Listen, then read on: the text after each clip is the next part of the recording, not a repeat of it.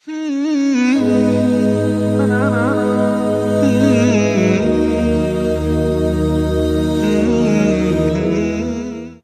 بالله من الشيطان الرجيم بسم الله الرحمن الرحيم وصلى الله على محمد وعلى آله الطيبين الطاهرين الذين أذهب الله عنهم الرجس وطهرهم تطهيرا اللهم صل على محمد وآل محمد ولعنة الدائمة الباقية على أعدائهم ومنكر فضائلهم وغاصب حقوقهم أجمعين من يوم عداوتهم إلى قيام يوم الدين أما بعد عباد الله أوصيكم ونفسي بتقوى الله فإن التقوى خير الزاد وبها المعاد وتنفع يوم لا ينفع فيه مال ولا بنون إلا من أطاع الله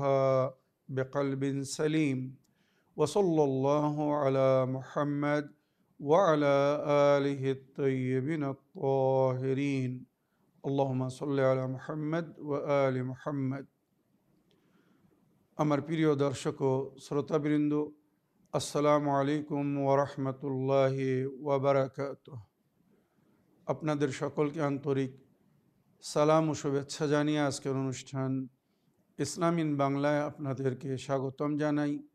আশা করি আপনারা যে যেখানে আছেন ভালো আছেন, কুশল ও মঙ্গলে আছেন, সুখে থাকুন, শান্তিতে থাকুন, সমস্ত প্রকারের দুঃখ কষ্ট থেকে মুক্তিতে থাকুন। আল্লাহ রব্বুল আলামিনের কাছে এই কামনা করি। যারা অসুস্থ আল্লাহ তাদেরকে সুস্থতা দান করুন, যারা ঋণে ভুগছে আল্লাহ তাদেরকে ঋণ মুক্তি করুন। ওইরূপ যাদের জীবনে কোনো প্রকারের অভাব বা অশান্তি আছে আল্লাহ রব্বুল আলামিন তাদের সকলের জীবনে সুখ শান্তি দান করুন ও সকলের মনোকামনা ও আশাকে পূরণ করুন। আমাদের সকলকে সৎ পথে চলার, অসৎ পথ থেকে দূরে থাকার এবং এক অপরকে সৎ উপদেশ দেওয়ার তৌফিক দান করুন। আমরা যেন সত্য বা হক জিনিসকে জেনে শুনে মেনে তার উপরে আমাল করে সেটা অন্যদের সামনে তুলে ধরতে পারি বা সকলের কাছে পৌঁছে দিতে পারি। আল্লাহ রব্বুল আলামিন আমাদেরকে সেই মনোবল ও নেক তৌফিক দান করুন।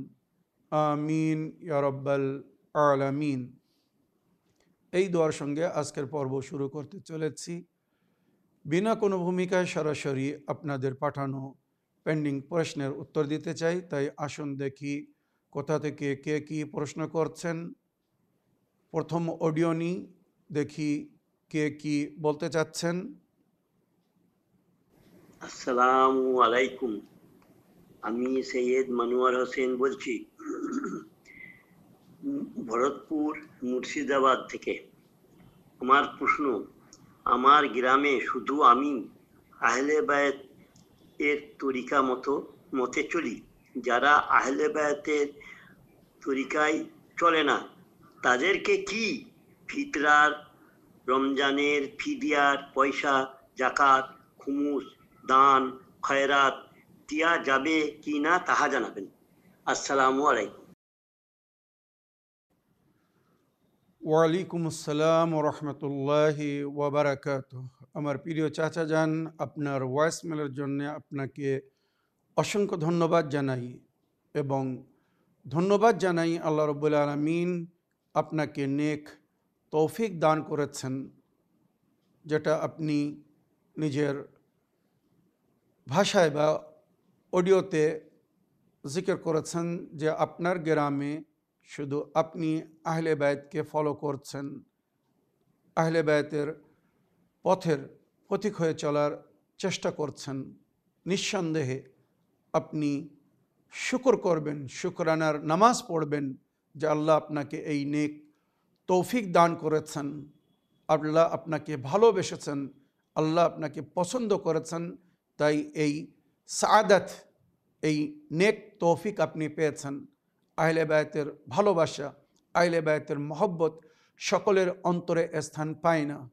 যারা পবিত্র নফসের মালিক, যাদের অন্তর পাক, আল্লাহ তাদেরকে আহলে বায়াতের ভালোবাসা দান করেন।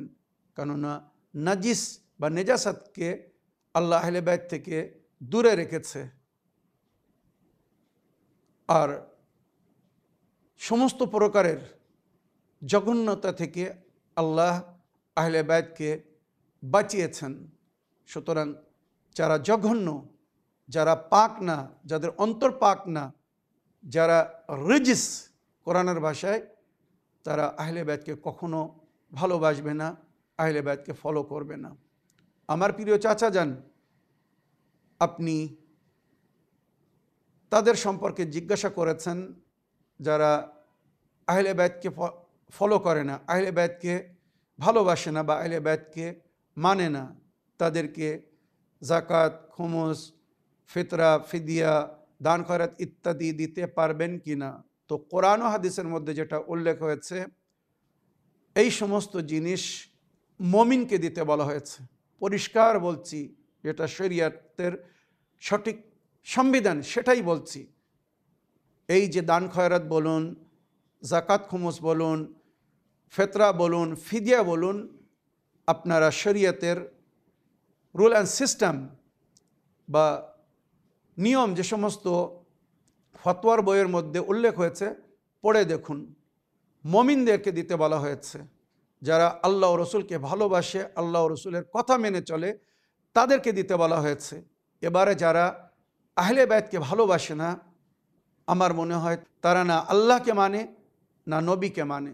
কেননা আল্লাহ এই আহলে বাইতের ভালোবাসার হুকুম দিয়েছেন কোরআনে, কুল্লা আসালুকুম আলাইহি আজরান ইল্লাল মুআদ্দাতা ফিল কোরবা বলে।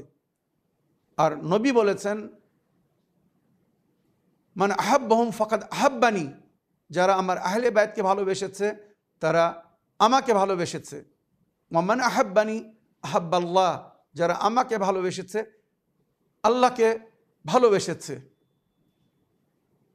ওয়ামান আবগাদাহুম ফাকাদ আবগাদানি, যারা আমার আহলে বাইতের সঙ্গে শত্রুতা করেছে, তাদের থেকে ঘৃণা করেছে, তারা আমাকে ঘৃণা করেছে, আমার সঙ্গে শত্রুতা করেছে। ওয়ামান আবগাদানি আবগাদাল্লাহ, যে আমার থেকে শত্রুতা করেছে সে আল্লাহর সঙ্গে শত্রুতা করেছে, যে আমার ঘৃণা করেছে, আহলে বাইতের ঘৃণা করেছে, সে আল্লাহর ঘৃণা করেছে। এবারে সে ওই সমস্ত জিনিসের প্রাপ্য বা হকদার কিনা, আমার মনে হয় এর চেয়ে তো বেশি কিছু বলার প্রয়োজন নেই। আমার প্রিয় চাচা যান, যদি আপনি কোরআন এবং হাদিসকে ফলো করেন তো জাকাত, খুমুস, ফিতরা, ফিদিয়া, দান খয়রাত মমিনকে দিন। মমিন কারা? যারা আল্লাহ ও রসুলকে ফলো করে এবং রসুলের হুকুম অনুযায়ী বা আল্লাহ রসুলের আদেশ অনুযায়ী আহলে বাইতকে ফলো করে। কেননা নবী নিজের পরে কিয়ামত পর্যন্ত নিজের উম্মতের হেদায়েতের জন্য কোরআন এবং আহলে বাইতকে ছেড়েছেন। তো যারা কোরআন এবং আহলে বাইতকে মেনে চলছে তারাই হকিকি মমিন, সুতরাং তাদেরকে দিবেন। হ্যাঁ, মুআল্লাফাতুল কুলুব মানে কারণ মনকে নরম করার জন্যে, একজন আল্লাহর পথের পথিক না, তাকে আল্লাহর পথের পথিক করার জন্যে। একজন নবীকে মানে না, নবীর সুন্নতকে পালন করে না, নবীর সুন্নতকে পালন করানোর জন্যে, ফলো করার জন্যে, নবীর কথা মানার জন্যে, বা একজন আহলে বাইতকে ভালোবাসে না, মানে না, আপনি যদি তার কিছু মদত করেন, সহযোগিতা করেন, তো সে আপনার কথা শুনে হয়তো আহলে বাইতকে ভালোবাসা শুরু করবে, মানবে, আহলে বাইতের পথের পথিক হবে। এদেরকে মদত করা যাবে। এদের জন্য বলা হয়েছে কোরআনে লিমুআল্লাফাতি কুলুবিহিম, এদের মনকে নরম করার জন্যে। তো এইভাবে যদি তাদেরকে দান খয়রাত দেন, জাকাত খুমুস দেন, ফিতরা বা ফিদিয়া দেন, দিতে পারবেন। তবে বিশেষ করে ফিতরা এবং ফিদিয়া বা জাকাত এবং খুমুস, যেটা ফরজ হক, এগুলো প্রাপ্য ব্যক্তি ছাড়া কাউকে দিবেন না। হ্যাঁ, শুধু জাকাত তাদেরকে দেওয়ার অনুমতি দেওয়া হয়েছে যাদের মনকে আপনি নরম করতে চান, যে এর যদি আমি মদত করি, সহযোগিতা করি, তো এ আমার কথা শুনে আল্লাহর কথা মানবে, নবীর কথা মানবে, নবীর আহলে বাইতের কথা মানবে, যাদেরকে ফলো করার জন্যে আল্লাহ রসুল বলেছেন তাদেরকে ফলো করবে, তখন আপনি দিতে পারবেন। ইন তানসুরুল্লাহ ইয়ানসুরুকুম, তোমরা যদি আল্লাহর মদত করো আল্লাহ তোমাদের মদত করবে। তবে যারা এই সমস্ত দান খয়রাত, জাকাত, খুমুস বা ফিতরা বা ফিদিয়া নিয়ে খেয়ে আল্লাহ বিরোধী কাজ করছে, নবী বিরোধী কাজ করছে, নবীর আদেশকে মানছে না, নবী যাদেরকে মানতে বলেছে তাদেরকে মানছে না, বরং অন্যদেরকে ফলো করছে, মনে রাখবেন এদের সহযোগিতা করা মানে আল্লাহর বিরুদ্ধে, নবীর বিরুদ্ধে এবং নবীর তালিমাতের বিরুদ্ধে যাওয়া। আশা করি কোনো মমিন এমন কাজ করবে না। আপনার প্রশ্নের আশা করি আপনি উত্তর পেয়েছেন। কিছু জিনিস খুলে বলা যায় না, বুদ্ধিজীবীর জন্য ইশারা যথেষ্ট। আশা করি আপনি বুঝতে পেরেছেন। আগের প্রশ্ন নিই। সালামুন আলাইকুম, ইসলাম ইন বাংলা, শেখ সাবির রেজা ভাইজান। আশা করি আপনি ভালো আছেন, সুস্থ আছেন। ভালো থাকুন, সুস্থ থাকুন। আল্লাহ রাব্বুল আলামিন আপনাকে ভালো রাখুক, সুস্থ রাখুক, এই দোয়া করি। চ্যানেল উইনের সমস্ত সদস্য সবসময় সুস্থ থাকে। আমাদের প্রিয় ডাইরেক্টর সাহেব সবসময় ভালো থাকে, সুস্থ থাকে, এই দোয়া করি। আমার প্রিয় ভাইজান, আপনার 822 এপিসোডে আপনি কিছু শিক্ষা আমাদেরকে দিয়েছেন। অনেক কিতাব, অনেক কিছু খুঁজে আমাদের কিছু শিক্ষা দিয়েছেন যে আল্লাহর হুকুম তো মানছে, আল্লাহকে তো মানছে, কিন্তু আল্লাহর হুকুমকে মানছে না। নবীকে তো মানছে, নবীর হুকুমকে মানছে না। তাই এই আপনার এপিসোডগুলো যারা দেখছে, দেখেও তারপরেও কিছু কিছু কাজ শিরিক করছে, সেইটা কি, তারা যদি কোনো কথা নিন্দা করে, সেইটা কি ঠিক ভাইজান? আপনি এর সঠিক উত্তরটি সুন্দর করে দিতে পারেন। তাই খুব উপকৃত হই আপনার এই উত্তর পেয়ে। আপনি যে উত্তরগুলি, প্রশ্নের উত্তরগুলি আমাদেরকে দেন, এর থেকে আমি সম্পূর্ণ চেষ্টা করি ওইভাবে চলার, যেভাবে আমার গুরু, আমার শিক্ষক আমাকে শিক্ষা দিয়েছে। গুরু তো শিক্ষক অনেক পেয়েছি, কিন্তু আপনার মতো শিক্ষক, আপনার মতো গুরু আমি এই প্রথমবারই পেয়েছি। তাই প্রত্যেকটা ছোট বড় গুনাহ থেকে দূরে থাকার চেষ্টা আপ্রান্ত করি, আর আল্লাহর হুকুমকে পালন করার আপ্রান্ত চেষ্টা করি। তারপরে যদি অজান্তে কোনো ভুল ত্রুটি হইয়া থাকে ভাইজান, আমার ক্ষমা করে দেবেন। আর তারপরে দিয়ে শেষে ভাইজান, আমার পরিবারকেও আমি আপ্রান্ত চেষ্টা করছি, কিন্তু বলে না দুনিয়া খারাপের দিকে সম্পূর্ণ খেয়াল করে, কিন্তু ভালোর দিকে কেউ আসতেই চায় না।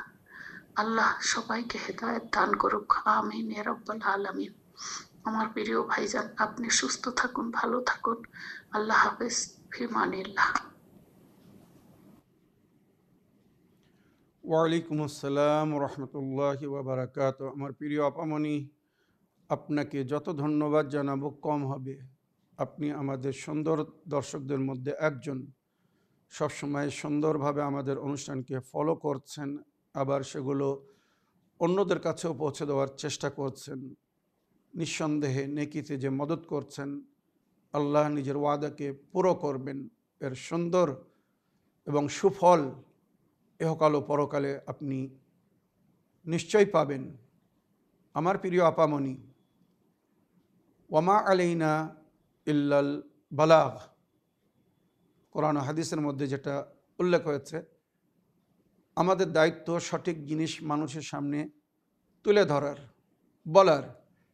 কে মানবে কে মানবে না এটা তার ব্যক্তিগত ব্যাপার। কোরআন বলছে যদি তোমরা নেকি করো তো নিজের জন্যে, আর যদি অন্যায় বা পাপ করো তো তার সাজাও তোমাকে পেতে হবে। আমরা সবসময় মানুষকে কোরআন ও সুন্নাত অনুযায়ী সঠিক পথ দেখানোর চেষ্টা করছি, সঠিক জিনিস তাদের সামনে তুলে ধরছি। এবারে যদি সে না মানে, আমরা কাউকে জোর জবরদস্তি করে মানাতে পারি না। লা ইকরাহা ফিদ্দিন, দিনের মধ্যে কোনো জোর জবরদস্তি নেই। আমার প্রিয় আপামনি, আপনার আপনজনরা হয়তো ওইভাবে ফলো করছে না যেভাবে আপনি চাচ্ছেন, কোনো অসুবিধে নেই। আল্লাহ যদি তাদের উপরে রহম করে তো এক না একদিন তারা হেদায়েত পাবে, সঠিক জিনিসকে জেনে মেনে চলার চেষ্টা করবে। তবে আমি বা আপনি, আমরা নিজেদের দায়িত্ব পালন করতে থাকব। নবী করিম সাল্লাল্লাহু আলাইহি সাল্লামের কথা কিন্তু সবাই মানেনি। নবী কি তাবলীগ বন্ধ করে দিয়েছিলেন? কথা বলা ছেড়ে দিয়েছিলেন? দিনের প্রচার ছেড়ে দিয়েছিলেন? না, জীবনের শেষ নিঃশ্বাস পর্যন্ত তাদেরকেও বারবার সঠিক জিনিস বলেছেন বা বলার চেষ্টা করেছিলেন যারা মুনাফিকের মতো নবীর সঙ্গে ছিল কিন্তু নবীর কথাও মানছিল না। তো নবীর সঙ্গে থেকে যারা নবীর কথা মানেনি, 1400 বছর পরে আমার বা আপনার মুখ থেকে সেই সমস্ত হকিকত, সঠিক জিনিস জেনে শুনে মেনে চলবে, এর আশা আমরা হয়তো সবার কাছে করতে পারি না। ওমা তৌফিকি ইল্লা বিল্লাহ, আল্লাহ যদি তৌফিক না দেয় কারোর কিছু করার নেই। তো আমার প্রিয় আপামনি, আপনি চেষ্টা করুন, আল্লাহ যদি আপনার জবানে সেই প্রভাব সৃষ্টি করে দেন, একদিন অবশ্যই তারা বুঝবে বা মানবে। এবারে আপনি যাদের কথা বলছেন যে কিছু লোক শিরক করছে, কোরআন বলছে ইন্না শিরকা লা যুলমুন আযীম, শিরক সবচেয়ে বড় জুলম। আল্লাহ সমস্ত গুনাহগারকে ক্ষমা করার ওয়াদা করেছেন। মুশরিককে, যারা আল্লাহর সঙ্গে অন্য কাউকে শরিক করবে, উপাস্যরূপে হোক যেভাবে হোক, আল্লাহর সঙ্গে যদি কাউকে শরিক করা হয় তো আল্লাহ সেটাকে পছন্দ করে না। হ্যাঁ, আল্লাহ যাদেরকে ওসিলা করতে বলেছেন, আল্লাহ যাদেরকে নিজের দরবারে পৌঁছানোর জন্যে জারিয়া করেছেন, তাদেরকে যদি স্মরণ করা হয়, তাদেরকে যদি ওসিলা করা হয়, যার জিকির কোরআনের মধ্যে হয়েছে ওয়াবতাগু ইলাইহিল ওসিলা বলে, কোনো অসুবিধে নেই। তবে আল্লাহর সঙ্গে যদি আল্লাহর মতো মনে করে কারোর উপাসনা করা হয়, ইবাদত করা হয়, কারোর কাছে ওইভাবে সাহায্য চাওয়া হয় যেমন আমরা আল্লাহর কাছে চাই, এটা কিন্তু আল্লাহ পছন্দ করেন না। হ্যাঁ, নবী ও নবীর আহলে বাইতকে আল্লাহ আমাদের জন্য ওসিলা করেছেন, জরিয়া করেছেন। ওনাদের ওসিলায়, ওনাদের মাধ্যমে আল্লাহর কাছে আমরা দাবি করতে পারি, দোয়া করতে পারি। মনে রাখবেন, যারা আল্লাহকে অন্তর থেকে মেনেছে তো আল্লাহর হুকুমকেও তারা মানবে। যারা নবীকে অন্তর থেকে মেনেছে তারা নবীর হুকুমকেও মানবে। কিন্তু যারা আল্লাহকে অন্তর থেকে মানেনি, নবীকে অন্তর থেকে মানেনি, শুধু মুখে আল্লাহওয়ালা বলছে, নবীর উম্মত বলছে, বাস্তবে না আল্লাহর কথা মেনে চলছে না নবীর কথা মেনে চলছে, মনে রাখবেন এরা হচ্ছে মুনাফিক। এদেরকে আমি কখনো মুসলমান বলি না।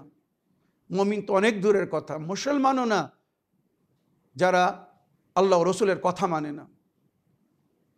আল্লাহ রসুল যাদেরকে মানতে বলেছেন, যাদেরকে হাদি বা রাহবার করেছেন, যদি তাদেরকে না মানা হয় তো তারা না নবীকে মেনেছে না আল্লাহকে মেনেছে।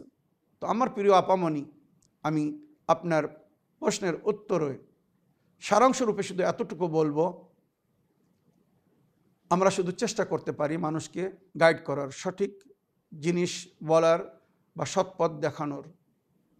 যদি কেউ সেটাকে মেনে চলে, আল্লাহ যদি কাউকে তৌফিক দান করে আর সত্য জিনিসকে জেনে শুনে মেনে চলে, তো এতে তারই মঙ্গল। হ্যাঁ, আমরা নেকিতে সহযোগিতা করার জন্য নিশ্চয়ই সওয়াব পাবো। আমাদের কথা যদি কেউ মানে তাও আমরা সওয়াব পাবো, আর কেউ যদি না মানে তো কমস কম আল্লাহর কথা, নবীর কথা তাদের কাছে পৌঁছে দেওয়ার যে আজর, এ থেকে আমরা বঞ্চিত হব না, নিশ্চয়ই পাবো। তো আশা করি আপনি যেভাবে নিজের দায়িত্বকে পালন করছেন, পালন করতে থাকুন। ইয়াকিনান কথায় বলে দিল বা অন্তরকে পরিবর্তন করে আল্লাহ। জনাবে ইব্রাহিম নবী বিনা মেহমানে পানাহার করতেন না, নাস্তা করতেন, রাস্তার ধারে দাঁড়িয়ে থাকতেন, কোনো একজন মেহমান দেখলে তাকে সঙ্গে নিয়ে নাস্তা করতেন। দুপুরের খাওয়ার সময় হলে রাস্তার ধারে দাঁড়িয়ে থাকতেন, মেহমান পেলে, মুসাফির পেলে তাকে সঙ্গে নিয়ে তার সঙ্গে লাঞ্চ করতেন, দুপুরের খাওয়া খেতেন। ওইরূপ অনেক অনেক সময় রাতের বেলা, সন্ধ্যার বেলা রাস্তার ধারে দাঁড়িয়ে থাকতেন, কোনো মুসাফির, কোনো গরিব, কোনো প্রয়োজনীয় ব্যক্তি পেলে তাকে সঙ্গে নিয়ে তার সঙ্গে পানাহার করতেন। আর সেই সময়ে আপনারা জানেন, যুগ বা পরিবেশ হিসেবে আল্লাহর মান্যওয়ালাদের সংখ্যা খুব কম ছিল। ইব্রাহিম নবী তাদেরকে পানাহার করাতেন, তারা ধন্যবাদ জানাতো, তো ইব্রাহিম নবী তাদেরকে বলতেন, যদি তো তোমরা সত্যি আমার কৃতজ্ঞ জ্ঞাপন করতে চাও, আমাকে ধন্যবাদ জানাতে চাও, তো যে প্রতিপালক আমাকে এই রুজি দিয়েছে আর আমাকে জরিয়া করেছে, ওসিলা করেছে তোমার রুজি তোমার কাছে পৌঁছে দেবার বা তোমার পানাহার করানোর, তো তার সামনে নতশির হয়ে যাও। মানে আপনারা জানেন সমস্ত জাত বা ধর্মের লোকেরা তারা আল্লাহকে যে ভাষায় স্মরণ করে, কেউ ভগবান বলে, কেউ ঈশ্বর বলে, কেউ গড বলে, বিভিন্নভাবে স্মরণ করে, কোনো অসুবিধা নেই। যদি তারা আল্লাহর সামনে নিজের প্রতিপালককে কৃতজ্ঞ জ্ঞাপন করার জন্যে বা স্মরণ করে নতশির হতো, যেই সেজদায় যেত, ইব্রাহিম নবী নিজের প্রতিপালককে বলতেন, হে আমার প্রতিপালক, বান্দার মাথাকে তোমার সামনে নত করানোর দায়িত্ব আমার ছিল। কোনোভাবে কোনো কলকৌশলে তোমার বান্দাকে তোমার সামনে নত করানোর দায়িত্ব আমার ছিল, তার অন্তরকে নত করানোর দায়িত্ব তোমার, কারণ মনকে আমি নত করাতে পারবো না। ইব্রাহিম নবীর দোয়া কবুল হয়ে যেত। ওই বান্দা সেজদা থেকে উঠে বলতো, ইব্রাহিম নবী আপনার প্রতিপালককে তার পরিচয় করান, মারেফাত দিন। এইভাবে কলেমা পড়িয়ে আস্তে আস্তে লোক মিল্লাতে ইব্রাহিমের মধ্যে প্রবেশ করা শুরু করেছিল।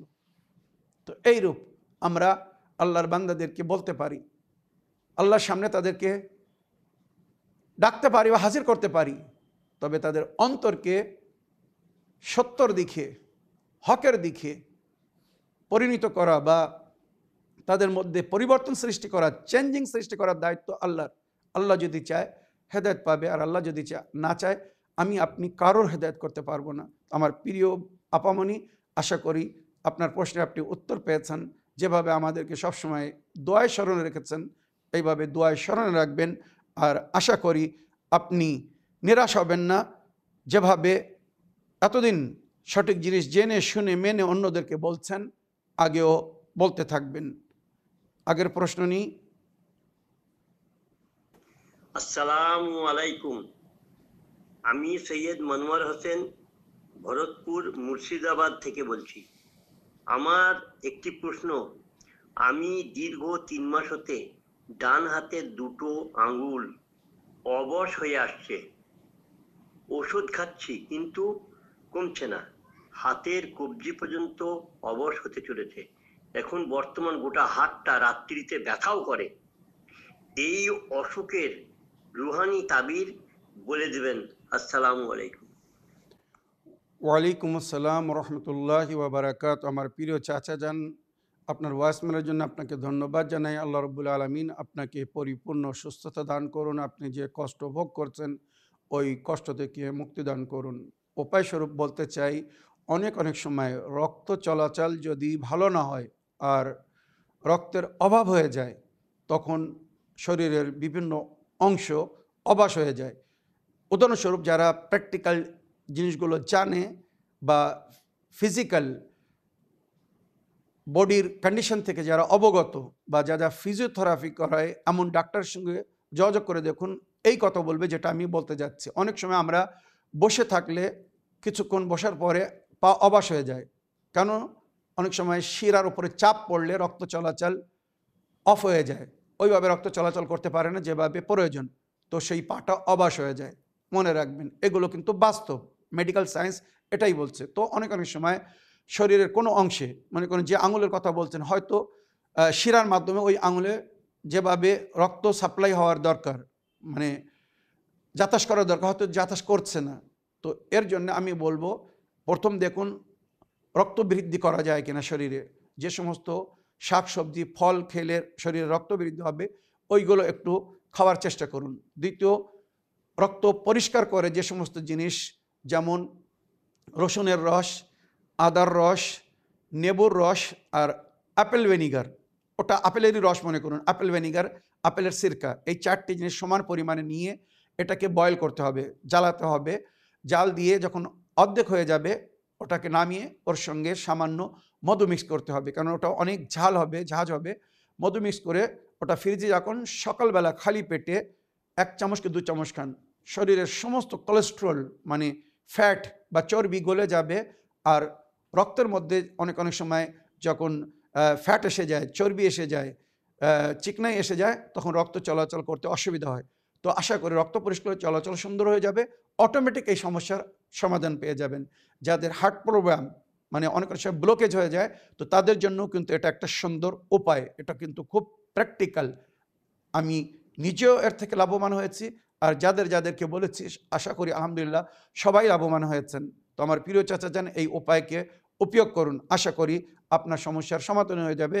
রুহানি ট্রিটমেন্ট বা চিকিৎসা হিসাবে আমি আপনার বলবো সূরায়ে মুমিনুনের আয়াত নম্বর 14, সূরায়ে মুমিনুনের আয়াত নম্বর 14 এবং দুআয়ে মাশরুল পড়ে জায়তুনের তেল হলে অতি উত্তম। আর যদি জায়তুনের তেল না পান তো কলঞ্জির তেল, কালো জিরার তেল, যদি সেটাও না পান সরিষার তেল নিন। সরিষার তেলের ওপরে সূরায়ে মুমিনুনের আয়াত নম্বর 14 এবং দুআয়ে মাশরুল পড়ে ফু দিয়ে ওই তেলটা দিয়ে ওই আঙুল বা হাতে মালিশ করুন, যেটা অবশ হয়ে যাচ্ছে বা যন্ত্রণা বা ব্যথা হচ্ছে। আর এই যে দোয়াটি ইমামে জাফর সাদিক আলাইহিস সালাম তালিম দিয়েছেন ব্যথা বা যন্ত্রণা থেকে মুক্তি পাওয়ার জন্যে, সূরায়ে আনামের আয়াত জড়িত এই দোয়াটি পড়ে মালিশ করুন বা ওখানে ফু দিয়ে দিন। আসকুন আও উসকুন সাক্কান্তুকা বিল্লাযী ওয়া লাহু মা সাকানা ফিল লাইলি ওয়ান নাহার ওয়া হুয়াস সামিউল আলিম। মনে রাখবেন, এই দোয়া পড়ে যদি মালিশ করা হয়, আর ওই মালিশ করার সময় ইয়া ওয়াজউ ইয়া আলাম ইজহাব ইলা বাদানিল কুফার ওয়াল মুশরিকিন ওয়াতরুকনি বিহাক্কি মুহাম্মদ ওয়া আলিহি তাহিরিন, এই দোয়া পড়তে পড়তে যদি মালিশ করা হয় অটোমেটিক কারেন্টের মতো কাজ করবে, আর ওই ব্যথা বা যন্ত্রণা থেকে বা অবশ হওয়া থেকে আপনি মুক্তি পেয়ে যাবেন।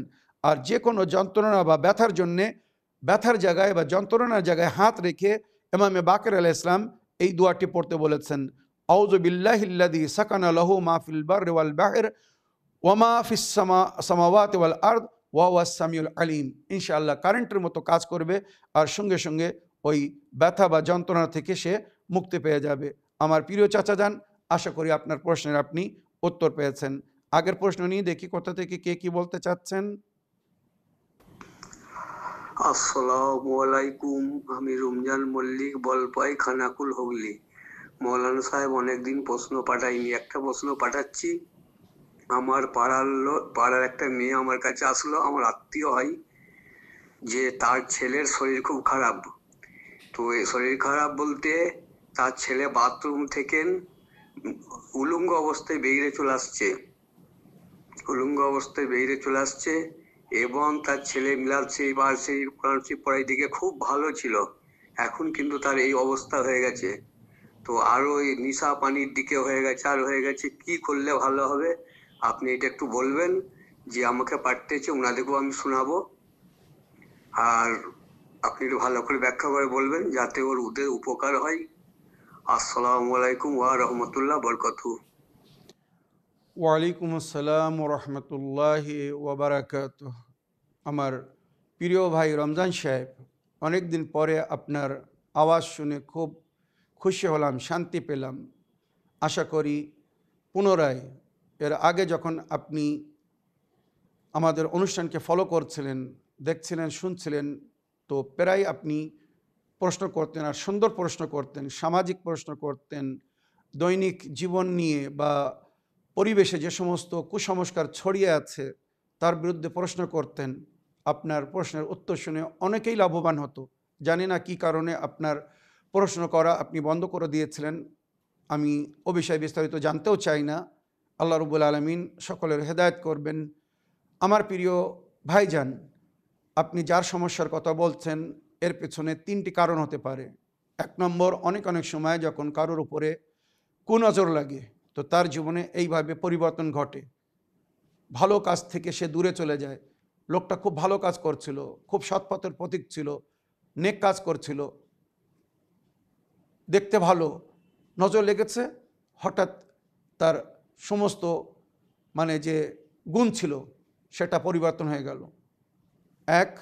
দ্বিতীয়, অনেক সময় মানুষের দুষ্কর্মীদের বা দুষ্টদের হিংসা বা তাদের হাসাদ এই ধরনের কাজ করায়। কেউ হয়তো তার মঙ্গল বা তার নেকিকে দেখে জ্বলছিল, হিংসা করছিল, হাসাদ করছিল, সুতরাং হয়তো এমন কিছু করেছে বা করিয়েছে যার কারণে তার উপরে একটি নেগেটিভ প্রভাব পড়েছে।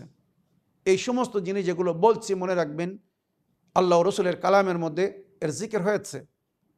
সূরা নুন ওয়াল কালামের শেষ দুটি আয়াত নবীকে এই জন্যই দেওয়া হয়েছিল, নবীকে পর্যন্ত কুনজর লাগাতো। নজর এমন খারাপ জিনিস, গাছ শুকিয়ে যায়, ভালো মানুষ অসুস্থ হয়ে মরে যায়। এই যে মৌজাতাইন শেষ দুটি সূরা কুল আউযু বিরাব্বিল ফালাক এবং কুল আউযু বিরাব্বিন নাস, এই দুটি সূরা নবীকে দেওয়া হয়েছিল তাবিজ রূপে, হিরজ রূপে। মনে রাখবেন জিন্ন ইনসের শার আঘাত আক্রমণ থেকে রক্ষা পাওয়ার জন্যে। তো আমার প্রিয় ভাই হয়তো তার সঙ্গে কেউ এমন কিছু করেছে, তার উপরে এমন কিছু করিয়েছে মুআক্কিলের মাধ্যমে। আপনারা জানেন জাদু টোনা টোটকা যার জিকির কোরআন ও হাদিসের মধ্যে হয়েছে, বা অনেক সময় সিফলি আমালিয়াতের মাধ্যমে এগুলো করে। ভালো মানুষ পাগল হয়ে যায়, বিবেকহীন হয়ে যায়, বিবেক হারিয়ে ফেলে। কি করছে সে নিজেও বলতে পারে না, নিজেও জানে না যে আমি কি করছি। এমনভাবে তার উপরে একটা প্রভাব পড়ে বা এমনভাবে মুআক্কিলের মাধ্যমে তাকে ক্যাপচার করে নেওয়া হয়। মনে রাখবেন দুটো জিনিস। তৃতীয় হচ্ছে জিন। অনেক সময় জিনের প্রভাব পড়ে। জিন যদি আমাদেরকে ভালোবাসে লাভ দেয়, আর যদি লাভ নাও দেয় তো ক্ষতি করে না। আর অনেক সময় জিন আমাদের পেছনে পড়ে যায়, আমাদেরকে ক্ষতি করার চেষ্টা করে। তো যদি এমনও হয়ে থাকে, যেমন আপনি বললেন উলঙ্গ টয়লেট থেকে বাইরে চলে আসছে, খারাপ কাজ করছে, মা বাপের হয়তো কথা শুনছে না, তো এর উপায়স্বরূপ মনে রাখবেন 1 নম্বর চেষ্টা করতে হবে সমস্ত প্রকারের নেজাসাত, নাজিস এবং হারাম থেকে তাকে দূরে রাখার। যদি নেজাসাত এবং হারাম থেকে দূরে না থাকে তো আমি যা কিছু রুহানি ট্রিটমেন্ট বলবো, এলাজ বলবো, চিকিৎসা বলবো, হয়তো সেটা সফল হবে না বা উপায়ে মানে তার উপরে কোনো প্রভাব পড়বে না। তো 1 নম্বর নেজাসাত থেকে এবং হারাম এবং নাজিস থেকে তাকে দূরে রাখতে হবে। দ্বিতীয়, এবারে যদি সে কিছু পরে থাকতে চায় বা পরে, তো হিরজে আবু দুজানা নবী করিম সাল্লাল্লাহু আলাইহি ওয়াসাল্লাম নিজের এক সাহাবীকে দিয়েছিলেন, জিন্নাত তাকে পেরেশান করছিল বলে। তো নবী বলেছেন এটা তোমার ঘরে লাগিয়ে দাও, ওই ঘরে খারাপ জিন প্রবেশ করবে না। এটা তোমার বালিশের নিচে রাখো, তোমাকে জিন আঘাত করবে না। তোমার কাছে থাকলে জিন তোমার কাছে আসবে না। তো হিরজে আবু দুজানা ওকে পড়াতে বলুন। আর দোয়ায়ে তাজ ওইরূপ নবী করিম সাল্লাল্লাহু আলাইহি ওয়াসাল্লামকে আল্লাহ রাব্বুল আলামিন দিয়েছিলেন হেফাজতের জন্য, একে দোয়ায়ে জিব্রাইলও বলা হয়। তো দোয়ায়ে তাজ প্রিন্ট করে পড়াতে বলুন। এই দুটো জিনিস যদি সঙ্গে থাকে, কাছে থাকে, তো আশা করি জিন্ন ইনস মিলেও তার ক্ষতি করতে পারবে না। আর সূরায়ে জিন পড়ে পানিতে ফু দিয়ে ওই পানি দিয়ে ওকে একবার স্নান করাতে বলুন, গোসল করাতে বলুন। আশা করি ওই যে খারাপগুলো করছে এর থেকে মুক্তি পাবে। এই যে উপায়গুলো বললাম খুব সহজ উপায়, কিন্তু খুব কঠিন না। আমার প্রিয় ভাই রমজান সাহেব, আপনি তার মাকে বা তার আত্মীয় স্বজনকে বা তার যা গার্জেনকে বলুন ওই বাচ্চাকে সমস্ত প্রকারের নেজাসাত থেকে এবং নাজিস এবং হারাম খাওয়া থেকে একটু দূরে রাখতে হবে। আর তারপরে এইভাবে যেগুলো বললাম এইগুলো পরিধান করাতে হবে। আর আয়াতুল কুরসি মৌজাতাইন, আয়াতুল কুরসি মৌজাতাইন মানে কুল আউযু বিরাব্বিল ফালাক, কুল আউযু বিরাব্বিন নাস এবং সূরা বাকারার শেষ দুটি আয়াত, শেষ আয়াত নম্বর 285 এবং 286। আর যদি সম্ভব হয় তো সূরা নুন ওয়াল কালামেরও শেষ দুটি আয়াত, নজর কাটার জন্য যেটা পড়ি আমরা বা পড়তে বলি, এইগুলো পড়ে ওর উপরে দম করে দিলে আশা করি ওই বদ অভ্যাস থেকে মুক্তি পাবে। আর ওর মাকে বা ওর পিতাকে বলবেন প্রতি নামাজের পরে সূরা আহকাফের আয়াত নম্বর 15, 46 নম্বর সূরা আয়াত নম্বর 15, কালা রব্বে আউজাইনি আন আশকুরা নি'মাতাকা আল্লাতী আন'আমতা আলাইয়া ওয়া আলা ওয়ালিদাইয়া ওয়া আন আমালা সালিহান তারদাহু ওয়া আসলিহ লি ফি যুররিয়াতি ইন্নী তুবতু ইলাইকা ওয়া ইন্নী মিনাল মুসলিমিন। এটা পড়ে যদি ছেলের জন্য দোয়া করে, ছেলে সুবোধ হয়ে যাবে, গোলামের মতো কথা শুনবে। তার পানাহারের উপরে যদি পড়ে ফু দিয়ে পান করতে দেওয়া হয় বা খেতে দেওয়া হয় তো তার আসার খুব শীঘ্র হবে। আর ওর মাকে বলবেন বা বাপকেও বলবেন সূরা হুদ 11 নম্বর সূরা আয়াত নম্বর 56। কপালের ওপরে হাত থেকে বা মাথার ওপরে হাত থেকে যদি এই আয়াত পড়ে তো ওই যে দুষ্টুমি করছে, বদমাইশি করছে, এই সব কিছু বন্ধ হয়ে যাবে। আমার প্রিয় ভাই রমজান সাহেব, এই যে উপায়গুলো বললাম এইগুলোকে মনে রাখবেন। আর ওই যে নেশা করছে, ওই নেশামুক্ত করার জন্যে সূরা মায়দা আয়াত নম্বর 90, 91, 92 এবং 93 এই 4টে আয়াত পড়ে পানিতে ফু দিয়ে ওই পানি ওকে যে কোনো কলকৌশলে বারবার পান করাতে হবে। ওর ওই বদ অভ্যাস বা ওই নেশা মুক্ত হয়ে যাবে, ওর থেকে নেজাত পাবে। এই যে উপায়গুলো বললাম আশা করি আপনি তাদেরকে বলে দেবেন। আপনাকে অনেক অনেক ধন্যবাদ জানাই পুনরায় আমাদেরকে ভয়েসমেল পাঠানোর জন্যে। আশা করি এইভাবে আপনার সুন্দর ভয়েসমেল বা প্রশ্ন করতে থাকবেন। আমার প্রিয় ভাইজান, আশা করি আপনার প্রশ্নের আপনি উত্তর পেয়েছেন। আগের প্রশ্ন নিয়ে দেখি কোথা থেকে কে কি বলতে চাচ্ছেন। আসসালামু আলাইকুম। আমি ভরতপুর থেকে সৈয়দ মনোয়ার হোসেন মুর্শিদাবাদ জেলার থেকে বলছি। আমার প্রশ্ন, পিতা ছেলেকে উচ্চশিক্ষার জন্য টাকা পয়সা খরচা করে মানুষ করে, ছেলে মানুষ হয়ে পিতার সঙ্গে যোগাযোগ রাখে না, এমনকি বিয়ে করেছে নিজের মতে, মা বাবা আত্মীয় স্বজন কাউকে না নিয়ে। বর্তমান সে ইনকাম করে কিন্তু পিতার সঙ্গে থাকে না, আলাদা থাকে। এই অবস্থায় বাপের অভাব মায়ের অভাব দেখে না, টাকা পয়সাও দেয় না। এই অবস্থায় যদি পিতা তাহার কিছু জমি আছে, ওই জমি জায়গার ভাগ তাহাকে না দেয় এবং অন্য ছেলেকে দেয়, তাহা কি সেটা ঠিক হবে? আপনি জানাবেন। আসসালামু আলাইকুম। ওয়ালাইকুম আসসালাম রহমতুল্লাহি ওয়াবারাকাত। আমার প্রিয় চাচা যান, পুনরায় ভয়েসমেল পাঠানোর জন্য বা সুন্দর প্রশ্ন রাখার জন্য আপনাকে অসংখ্য ধন্যবাদ জানাই। এটাই আমি চাই যে আমাদের সমাজের যে সমস্ত কুসংস্কার আমরা দেখছি শুনছি সেগুলো আমরা দুনিয়ার সামনে তুলে ধরার জন্য প্রশ্ন করব তাদের কাছে যারা জানে। ফাসআলু আহলে যিকরি ইন কুনতুম লা তা'লামুন। আহলে যিকির যারা জ্ঞান রাখে, সঠিক শিক্ষা দেয়, তাদের কাছে জিজ্ঞাসা করো ওই সমস্ত বিষয়ে যেটা তোমরা জানো না। কোরআন বলছে, আল্লাহ বলছেন। তো আমার প্রিয় চাচা যান, আপনি যে সন্তানের কথা বললেন এরা সুসন্তান না, কুসন্তান।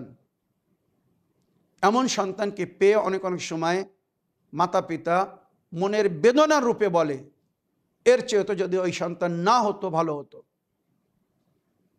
দুনিয়ার শিক্ষায় আপনারা নিজের সন্তানকে শিক্ষিত করুন, ভালো, কোনো অসুবিধা নেই, কিন্তু তার সঙ্গে সঙ্গে একটু কোরআনের তালিমও দিন, শরীয়তের তালিমও দিন, নবীর সুন্নাত ও হাদিসের তালিমও দিন, যাতে আপনার সন্তান আপনাকে ছেড়ে চলে না যায়। যেমন আমার চাচা বললেন, সে শিক্ষা লাভ করেছে, উচ্চশিক্ষা লাভ করেছে, চাকরি করছে, সঞ্চয় করছে, রুজি রোজগার করছে, বিয়ে করেছে, মা বাপকে বলেনি, মা বাপকে না নিয়ে, মা বাপের সুখ দুঃখে খেয়াল করে না।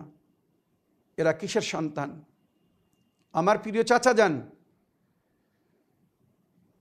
এটা নবীর সুন্নাত বা আহলে বাইতের সুন্নাত যে নিজের সন্তানদেরকে সঠিক শিক্ষা দাও, তারবিয়াত দাও। হয়তো তারা মুখের কথা শুনবে না, প্র্যাকটিক্যাল করে দেখাও। তোমরা নিজের মাতা পিতার সঙ্গে যেমন ব্যবহার করবে সেটা দেখে তোমার সন্তানরা হয়তো শিখবে। মুখের কথা অনেক অনেক সময় সন্তানরা শোনে না, বোঝে না, কিন্তু যদি বারবার মাতা পিতাকে নিজের মাতা পিতার সঙ্গে, মানে ওই সন্তানের দাদা দাদির সঙ্গে যখন আমরা ভালো করব, মানে মাতা পিতা রূপে যখন ভালো ব্যবহার করব, তো আমাদের সন্তানরা আমাদেরকে দেখে শিখবে যে মাতা পিতার সঙ্গে এই সুন্দর ব্যবহার করতে, এই ভালো ব্যবহার করতে হয়। আমরা যদি সঠিক শিক্ষা বা তারবিয়ত না দেই, মনে রাখবেন বৃদ্ধকালে যেমন আমার চাচা বললেন, অনেক মাতা পিতাকে এইভাবে নালিশ করতে হবে, কাঁদতে হবে, ফরিয়াদ করতে হবে। এবারে শেষে আপনি যে প্রশ্ন রেখেছেন যে এমন সন্তানকে যদি আপনি কিছু না দেন, আপনার কিছু জমি জায়গা আছে, আপনি অন্য সন্তানরা যারা আপনার খেয়াল করছে, দেখাশুনো করছে, সেবা করছে, আপনি তাদেরকে দিতে চাচ্ছেন আর একে বঞ্চিত করতে চাচ্ছেন, কিছু দিতে চাচ্ছেন না বা দেবেন না ভাবছেন, বা যে মাতা পিতা হোক এমন সন্তানকে দিতে চায় না, তো আমি তাদের জন্য শরীয়তের হুকুম বলবো, কিঞ্চিত করবেন, বঞ্চিত করবেন না। শরীয়তের হুকুম হচ্ছে, কেউ যদি আপনার খেদমত না করে, সেবা না করে, তো তার জন্য সে পাপী হবে, সে দায়ী হবে, কিন্তু সন্তান হিসেবে তার একটা হক আছে। আল্লাহ যেমন নিজের ভালো বান্দারদেরকেও দিচ্ছে রুজি, খারাপ বান্দারা যারা আল্লাহকে মানে না, প্রকাশ্য রূপে আল্লাহকে অস্বীকার করছে, আল্লাহর হুকুমের বিরোধিতা করছে, কোনোভাবে তারা আল্লাহকে মানে না, তারপরেও কি আল্লাহ তাদেরকে রুজি দিচ্ছে না? সূর্যের আলো কি তাদের উপরে পড়ে না? চন্দ্রের রশ্মি কি তাদের উপরে পড়ে না? এই বৃষ্টিপাত তাদের উপরে হয় না? এই জমিনে তাদের জন্য ফসল পাতি উদ্বোধন হচ্ছে না? হচ্ছে। আল্লাহ যেমন রব, প্রতিপালক, সবাইকে পালন করছে, মাতা পিতাকে জমিনের উপরে রবের দরজা দেওয়া হয়েছে, সেই সম্মান দেওয়া হয়েছে, বাচ্চাদের লালন পালনের দায়িত্ব মাতা পিতাকে দেওয়া হয়েছে, নায়েবে খোদা ওই জন্য বলা হয়েছে মাতা পিতাকে। তো আপনি আপনার ওই কুসন্তানকে, বা যে সমস্ত মাতা পিতার এমন সন্তান আছে যারা মাতা পিতার কথা শোনে না, আর যেমন আপনি বললেন, তো আপনি তাকে বঞ্চিত করবেন না। হয়তো অন্য ছেলেদেরকে বেশি দিতে পারেন, তাকে অল্প দিবেন, সে যেন নালিশ না করে, যেমন আজ আপনি তার সম্পর্কে নালিশ করছেন, সে যেন দুনিয়ার কাছে নালিশ না করে যে আমার বাবা বুড়ো হয়ে মরে গেছে, জমি জায়গা সব আমার ভাইদেরকে দিয়েছে, আমাকে কিছুই দেয়নি।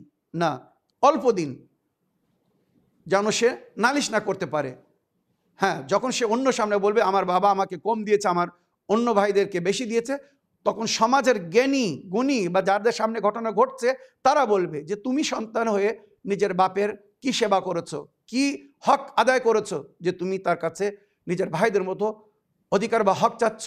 তোমার ভাইরা সেবা করেছে, তারা হক পেয়েছে। তো ওইভাবে শরীয়তে বলা হয়েছে, আপনি আপনার জীবনে, মাতা পিতা নিজের জীবনে নিজের সন্তানদেরকে যাকে ইচ্ছা যা কিছু দিতে পারে, তবে ইনসাফ করতে হবে, অন্যায় করলে হবে না। হ্যাঁ, যে ছেলে অন্যায় করছে, তার অন্যায়ের শাস্তি রূপে আপনি তাকে হয়তো কিছু কিঞ্চিত করতে পারেন, তবে বঞ্চিত করবেন না। যেমন আল্লাহ নিজের সমস্ত বান্দাদেরকে দিচ্ছে, ভালো বান্দাও কেউ দিচ্ছে, খারাপ বান্দাকেও দিচ্ছে, ওইরূপ আপনি আপনার ভালো সন্তানকেও দিন, খারাপকে দিন। তবে আল্লাহ ভালোদেরকে ভালো দেয়, হয়তো যারা আল্লাহর কথা মানে না তারা কষ্টের ভোগ করে, কষ্ট সইতে হয়। ইহকালে হয়তো যদি কষ্ট নাও সইতে হয়, তো পরকালে তো তাদের মাপ নেই। তো আমার প্রিয় চাচা যান, আপনি এদেরকে আল্লাহর হাওয়ালে করে দিন। আল্লাহর বিচার সঠিক এবং সুন্দর হবে। এই দুনিয়া সামান্য কয়দিনের, কে কতদিন এই দুনিয়ায় থাকবে, কে কতদিন এই দুনিয়ায় আছে, কেউ জানে না, কেউ বলতে পারবে না। সুতরাং যতক্ষণ আছি বা আছেন, সুযোগকে সুন্দর মনে করে, জীবনের একটি মূল্যবান সময়, এ বিষয়ে ইনশাআল্লাহ আগে আলোচনা করব। আমার প্রিয় সুরাজ ভাই একটা প্রশ্ন করেছেন যে সময়ের মূল্য কি, আহলে বাইত এ বিষয়ে কি বলেছেন, ইনশাআল্লাহ এর আগের এপিসোডে আমি তার জিকির করব। তো আমার প্রিয় চাচা যান, যেভাবে আমি আপনার প্রশ্নের উত্তরে বললাম যে আপনি বা যে সমস্ত মাতা পিতার এমন সন্তান আছে যারা মাতা পিতার খেদমত করে না, সেবা করে না, কথা শোনে না, বিশেষ করে বিয়ে শাদীর পরে নিজের বউ বাচ্চা নিয়ে আলাদা হয়ে যায়, তাদের সমস্ত খেয়াল করে আর মাতা পিতাকে তাদের অবস্থায় ছেড়ে দেয়, এদের সন্তানরা কিন্তু এদের সঙ্গে ভালো করবে না। আমরা এটা বাস্তব দেখেছি দুনিয়ায়। আর দুনিয়া মুকাফাতুল আমাল, এই দুনিয়া আমালের প্রাপ্য অধিকার বা হক পাওয়ার জায়গা। অনেক অনেক সময় সন্তানরা নিজের মাতা পিতার সঙ্গে সেইগুলো করে যেগুলো তারা নিজের মাতা পিতার সঙ্গে করেছে। তো যদি আপনারা নিজেদের সঙ্গে মঙ্গল হতে দেখতে চান, ভালো হতে দেখতে চান, তো বাচ্চাদের সামনে ভালো করুন আর ভালো তরবিয়াত দিন। আমার প্রিয় চাচা যান, আশা করি আপনার প্রশ্নের উত্তর পেয়েছেন। এপিসোডের সময় শেষ হওয়ার কারণে অনেকের প্রশ্নের উত্তর বাকি আছে। ইনশাআল্লাহ আগামী কয়েকদিনের মধ্যে আশা করি আপনারা সবাই নিজের প্রশ্নের উত্তর পেয়ে যাবেন। একটু অপেক্ষা করবেন আর দোয়ায় স্মরণে রাখবেন। ওয়াখিরু দাওয়ানা আলহামদুলিল্লাহি রাব্বিল আলামিন। ওয়াসসালামু আলাইকুম ওয়া রাহমাতুল্লাহি ওয়া বারাকাতুহু।